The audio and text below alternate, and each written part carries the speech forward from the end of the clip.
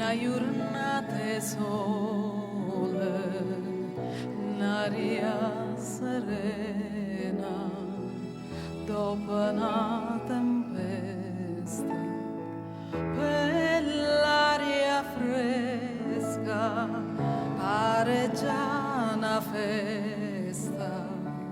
che bella cosa è una giornata e sola, ma è nato sole,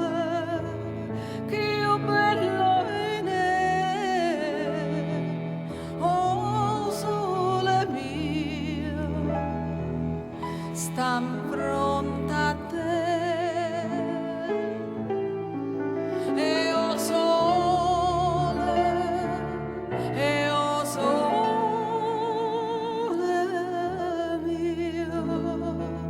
Sta in fronte a te, sta in fronte a te.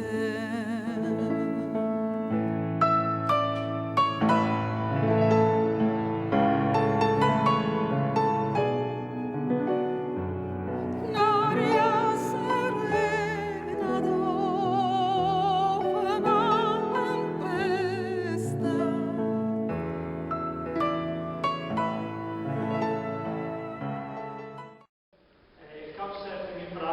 lo strumento con il quale,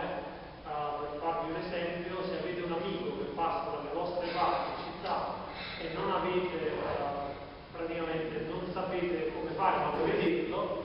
gli chiedete se può rimanere a dormire da voi, ma non avendo, diciamo, uno stay o un bed and breakfast, gli dite: guarda, io ti posso ospitare sul divano. Se ti fa piacere, per il piacere dello stare insieme, dell'ospitalità, io ti ospito, diciamo, sul divano. Quindi couch vuol dire, diciamo, divano,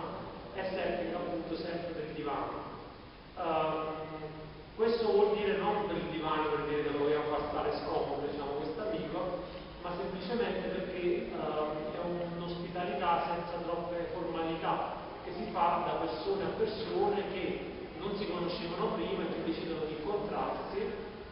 per scambiare, diciamo, una